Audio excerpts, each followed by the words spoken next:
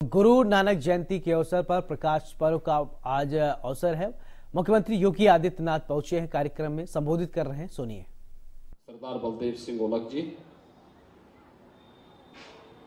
लखनऊ की महापौर श्रीमती सुषमा खड़कवाल जी, अध्यक्ष गुरुद्वारा साहिब प्रबंध कमेटी सरदार जसवीर सिंह चड्डा जी, प्रधान साहिब सरदार जसजीत सिंह बेदी जी, कोषाध्यक्ष सरदार जसपाल सिंह दुग्गल जी, सेक्रेटरी सरदार जगजीत सिंह जी, सदस्य उत्तर प्रदेश अल्पसंख्यक आयोग सरदार परविंदर सिंह जी, आज के इस समारोह में यहां पर उपस्थित सभी भाइयों और बहनों, आप सभी को और पूरे प्रदेश वासियों को प्रकाश पर्व की मैं कोटि कोटि बधाई देता हूं। प्रकाश पर्व हम सब के जीवन में गुरु कृपा से इसी प्रकार का प्रकाश पहुंचाता रहे, इसके लिए मैं आप सबके प्रति अपनी शुभकामनाएं भी देता हूं। ये मेरा सौभाग्य है कि आज मुझे प्रथम सिख गुरु नानक देव जी के इस पावन प्रकाश पर्व पर इस पावन गुरुद्वारे में पवित्र गुरु ग्रंथ साहिब के सामने सिर नवाने का सौभाग्य प्राप्त हुआ है।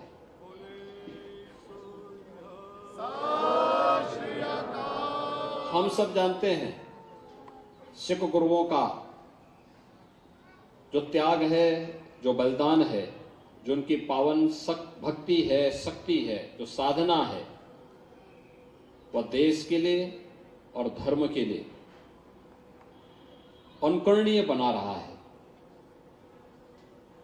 गुरु नानक देव जी का जन्म ननकाना साहिब में हुआ, लेकिन पूरा भारत उनसे अनुप्रेरित था, और भारत ही नहीं, बृहत्तर भारत, उससे बाहर भी उनका प्रकाश किस रूप में फैला, यह हर व्यक्ति जानता है।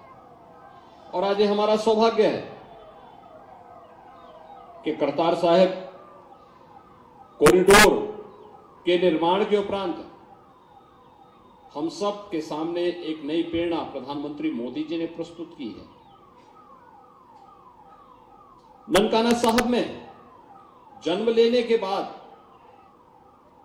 उन्होंने बचपन से ही, जो कि एक दिव्य गुणों से उत्प्रोत थे, सामान्य गृहस्थी की बजाय उन्होंने साधना में, लोक कल्याण में, साधु सेवा में अपना जीवन समर्पित किया, और उनकी साधना की परिणति थी कि एक और भक्ति के संचार का कार्यक्रम उन्होंने जो प्रारंभ किया, वह सिख गुरुओं की और इस सिख पंथ की स्थापना का माध्यम भी बनता गया।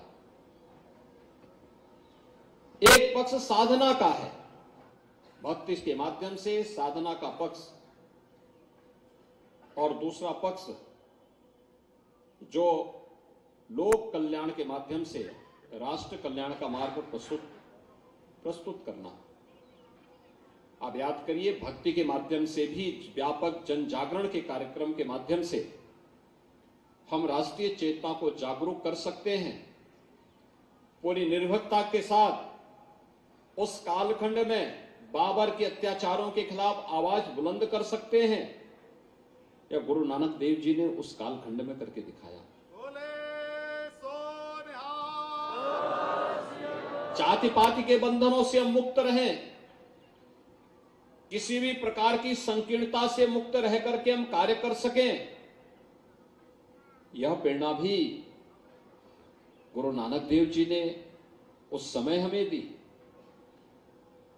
और दिव्य गुणों से ओतप्रोत किस रूप में थे, यह तो हम सबके सामने मक्का की वो घटना भी सामने आती है। जब वे जाते हैं वहां के पवित्र मस्जिद में, जब वह आराम कर रहे होते हैं और वहां का मौलवी इस बारे में कहता है कि आपने पैर उधर क्यों कर रखे हैं, जहां मदीना की ओर क्यों कर रखे हैं, तो उन्होंने कहा कि भाई मुझे तो बताओ, जहां ईश्वर का अंश नहीं है मेरे पैर उधर कर दो। देखा कि जहां गुरु नानक देव जी के पैर वह करता है उधर ही उनको मदीना दिखाई देता है। और तब उन्होंने कहा एक ही ईश्वर सर्वत्र व्याप्त है, एक ओंकार की बात उन्होंने की। भाइयों बहनों, साधना के कितने गूढ़ रहस्यों से भरा पड़ा है। ये सिख पंथ किसी से छुपा हुआ नहीं है।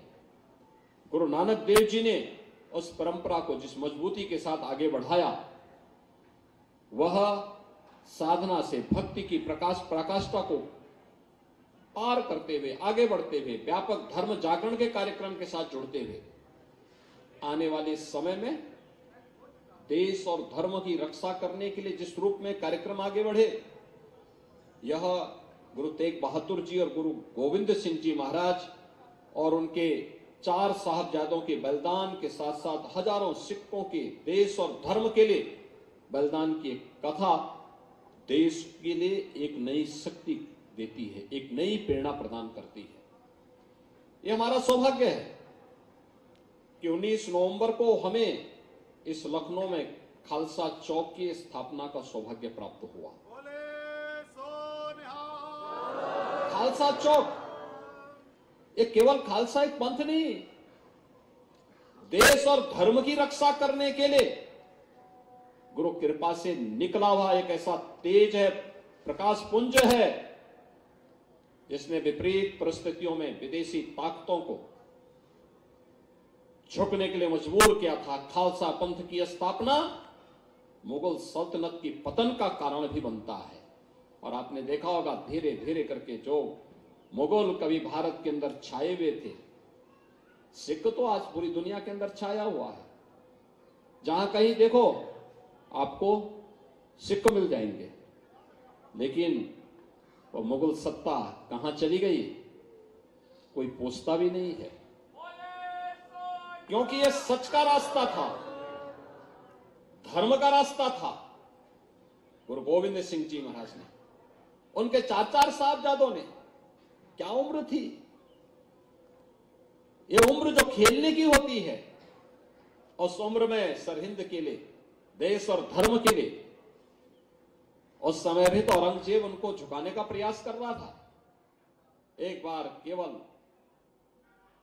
इस्लाम स्वीकार कर लो, लेकिन उनके 2 छोटे पुत्रों ने कहा नहीं, जिंदा दीवाल पे चिनवा लिए गए। 2 पुत्रों ने, साहबजादा अजीत सिंह, साहबजादा जुझार सिंह ने युद्ध लड़ते हुए वीर गति को प्राप्त की, लेकिन दुश्मन के सामने कहीं झुके नहीं। और ये हमारा सौभाग्य है जो वर्षों से मांग थी, वर्षों से, दशकों से मांग होती रही थी कि साहबजादा दिवस के रूप में इस दिवस को मनाया जाना चाहिए। प्रधानमंत्री मोदी जी ने 26 दिसंबर की तिथि को साहबजादा बाल दिवस के रूप में मनाने का निर्णय लिया और हम लोग इस कार्यक्रम को बड़े धूमधाम के साथ मना करके एक नई प्रेरणा प्राप्त करते हैं। भाइयों बहनों, ये प्रेरणा युगों युगों तक आने वाली पीढ़ी के लिए एक नया ऊर्जा का स्रोत बनता है। और ये मेरा सौभाग्य है, गुरु नानक देव जी के 550वें प्रकाश पर्व के कार्यक्रम को, कीर्तन यात्रा का सौभाग्य मुख्यमंत्री आवास में हमें मिला। 2020 और 2021 के साहबजादा दिवस के कार्यक्रम को मुख्यमंत्री आवास में करने का अवसर प्राप्त हुआ और 2022 में ये राष्ट्रीय स्तर का एक कार्यक्रम बन गया। ये ताकत होती है। सच्चे संकल्प के साथ जब हम आगे बढ़ते हैं, वे संकल्प ऐसे ही पूरे होते हैं। जो लखनऊ से निकली हुई आवाज थी, वो आवाज राष्ट्रव्यापी आवाज बन गई। यह हम लोगों ने अपने इतिहास को, अपनी परंपरा को, अपनी विरासत को, अपनी गुरु परंपरा के प्रति कृतज्ञता ज्ञापित की है। ये केवल खालसा पंथ के लिए गुरुओं का बलिदान नहीं था। ये बलिदान हिंदुस्तान को बचाने के लिए था, देश और धर्म को बचाने के लिए था। उस कालखंड में जब बड़े बड़े राजे महाराजे और मुगल सत्ताओं के सामने झुक करके अधीनता स्वीकार कर रहे थे, तब सिख गुरु अपने दम पर, अपने बल पर देश और धर्म की रक्षा कर रहे थे। जिस देश में और जिस परंपरा में इस प्रकार का जुझारूपन हो, उसको दुनिया की कोई ताकत झुका नहीं सकती है। और आज के इस अवसर पर गुरु नानक देव जी का एक प्रकाश पर्व, जो 554वां प्रकाश पर्व है, ये हम सब के लिए एक नई प्रेरणा है, एक नया प्रकाश है। और मैं आज आप सबको इस बात के लिए आश्वस्त करने के लिए ही आया हूं कि हम सब मिलकर के अपने इतिहास से प्रेरणा लें। इतिहास के उन क्रूर और काले क्षणों से भी हम कुछ प्रेरणा लें, जिन्होंने अत्याचार और बर्बरता की सारी पराकाष्ठा को पूरा कर दिया था। किस प्रकार से अत्याचार हुए थे, किस प्रकार की निर्ममता ढाई गई थी, लेकिन उन सब से मुक्त रहते हुए आज हम सब एक स्वतंत्र भारत में जिस पूरी मजबूती के साथ रह करके अपने देश के लिए कार्य कर रहे हैं, ये गुरुओं के प्रति, सिख गुरुओं के प्रति हम सब की एक विनम्र श्रद्धांजलि भी है। क्योंकि उनकी कृपा से, उनके त्याग और बलिदान से जो नींव पड़ी, वह हम सबको चुनौतियों से जूझने के लिए निरंतर प्रेरित करती रही, आगे बढ़ाती रही। आज उसी का परिणाम है कि हम सब पूरी मजबूती के साथ कार्य कर रहे हैं। भाइयों बहनों, गुरु नानक देव जी के द्वारा रखी गई इस नींव को और मजबूती प्रदान करना हर सिख का और हर भारतीय का दायित्व है। हम निरंतर इस पर कार्य करें। जो भी उनकी शिक्षाएं हैं, उसका अंतःकरण से पालन करें, तभी हमारी प्रगति होगी। इसी में राष्ट्र की समृद्धि भी होगी। और आज के इस अवसर पर इसी प्रेरणा को ग्रहण करने के लिए मैं आसियाना गुरुद्वारे में आया हूं। मैं एक बार फिर से आप सबको कोटि कोटि बधाई देता हूं, प्रकाश पर्व की अपनी शुभकामनाएं देता हूं और विश्वास व्यक्त करता हूं कि गुरु नानक देव जी की भक्ति और उनकी साधना हम सब की शक्ति का, राष्ट्र की समृद्धि का कारण बनेगा। आप सबके प्रति मेरी शुभकामनाएं। बोले सो निहाल।